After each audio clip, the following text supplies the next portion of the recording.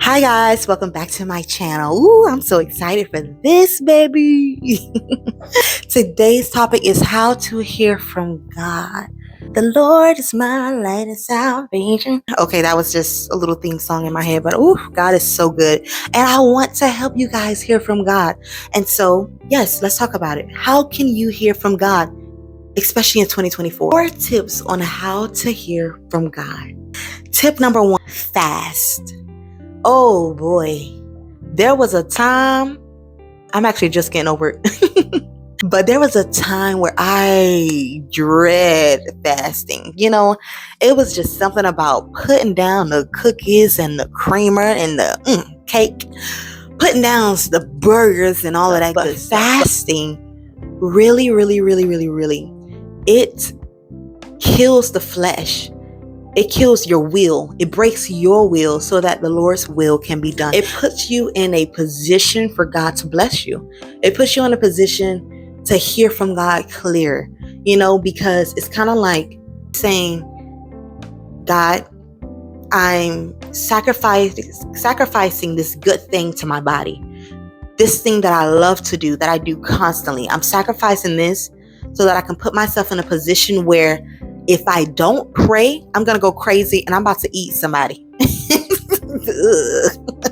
But literally, fasting will do that. It'll posture you. And when fasting only consists of food, okay? But as you fast, I advise you to also cut off certain TV shows, certain TV things that's rated R, okay?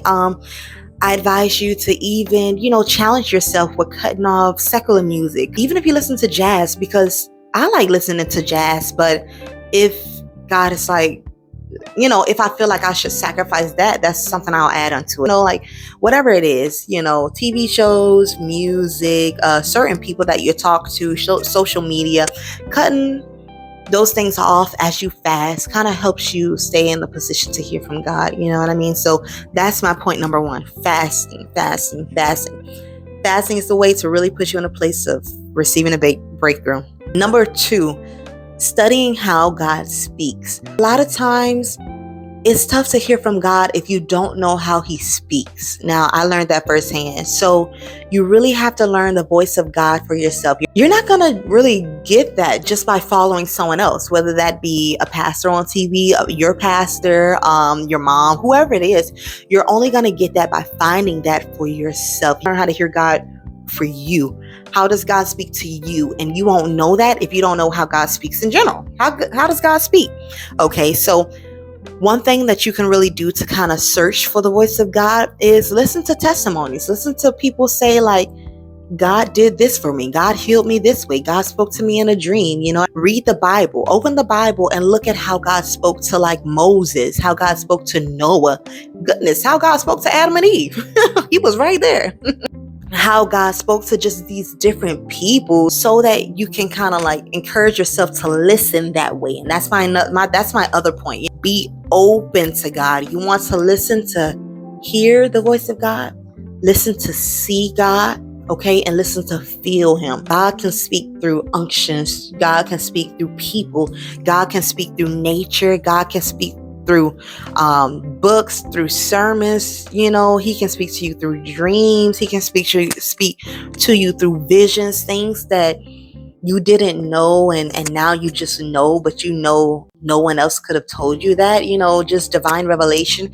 God can speak in many different ways, and he is speaking. It's almost like a radio station that's always on, but it's just us not tuned into that right channel, us hearing so much static. So fasting help cut through some of that static. It helps fine tune your body to hear from God, fine tuning your ear, and then reading the word, listening to faith messages or testimonies. It also helps you as you're searching to hear, searching to see. It helps you be encouraged. God spoke to all these people, he's gonna speak to me. Journaling is another great thing that I want to throw out with my point.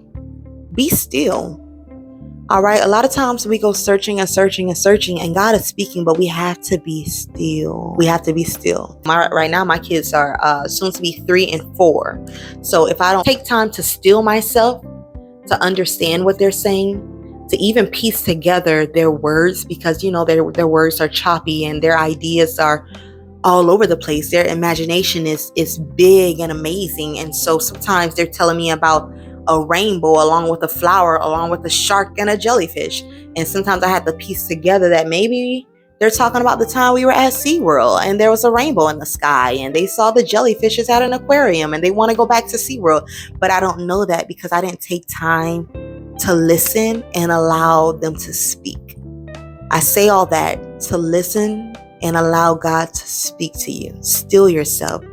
And a great time to really find quiet time is early in the morning. Our bishop was actually speaking to us about waking up in the mornings to seek God, because it's something important and divine about it. They talk about this in the Bible in so many different passages. It's something divine that happens in the morning when we seek God. And I encourage you guys to try to do it. Yeah, I'm encouraging myself to wake up in the morning and pray and listen. But I hope you guys, I hope that was really a help to you guys. And I want to also say, do not compare yourself. Okay, don't compare yourself to someone who's been in the game for about 20 plus years and they're a prophet and they're an apostle and their communication with God is just boom.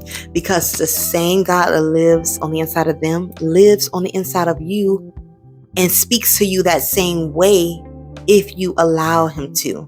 So it does not matter age, it does not matter experience. You just have to position yourself and seek God, and he will answer you. He will speak to you. And so be encouraged, guys. This is an awesome and amazing journey. Please comment, any questions you may have. Please like, and if you feel up to it, share this video. See you in the next video. Bye, guys.